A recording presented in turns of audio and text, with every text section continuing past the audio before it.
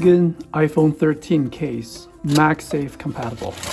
Our arc field magnetic wireless charger, MagSafe compatible. Arc station 27 watts. I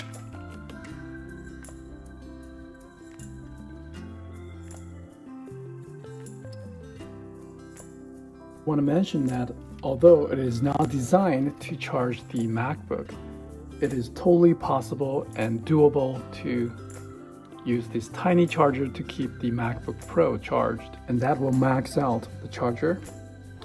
It is rated at 27 watts and it's pulling about 28 watts right now.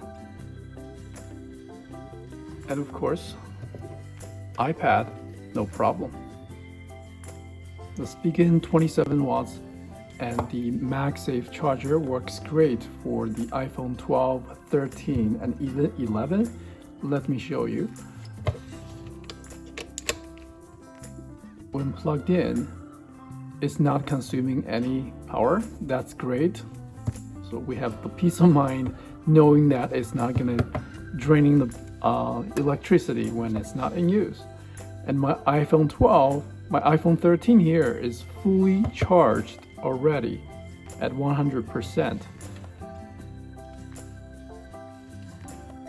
So it's not a good test case. Then I'll switch over to iPhone 11 later. So that's the 13 MagSafe compatible. Also charges the AirPods, which is also MagSafe compatible. It has magnets.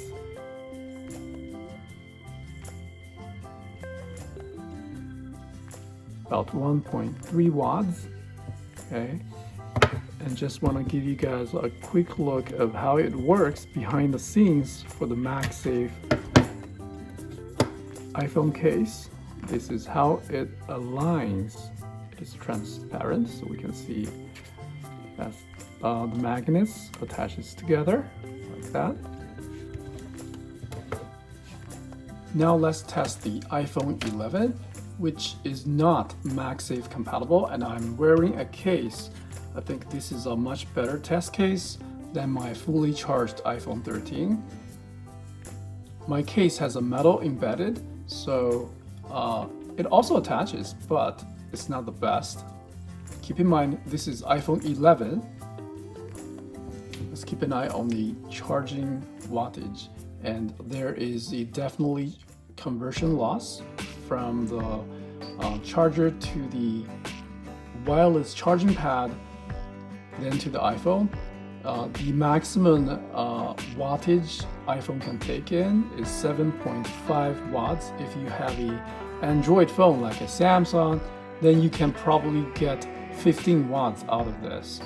But for iPhones, this is going to be determined at the iPhone level. It is totally fine to use a more powerful charger to charge the iPhone. And this is a Type-C cable, so if we change it to a Type-C to a Lightning cable to charge the iPhone, it is also possible. I'm getting 11.8 watts. That is pretty significant.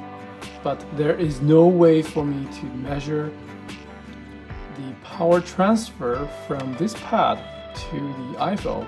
I would have to trust that as I slightly move, no, it's gonna detach, but this is not a MagSafe phone.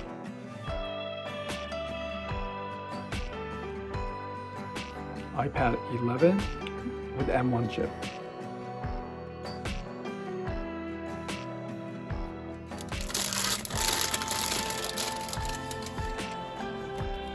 Don't forget to remove the film. Okay.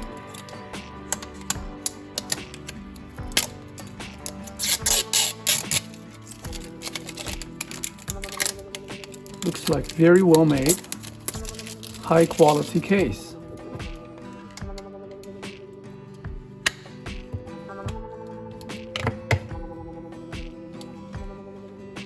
Perfect fit. Air cushion technology. There's a little bit of a bubble here inside to prevent from drops. All buttons work perfectly.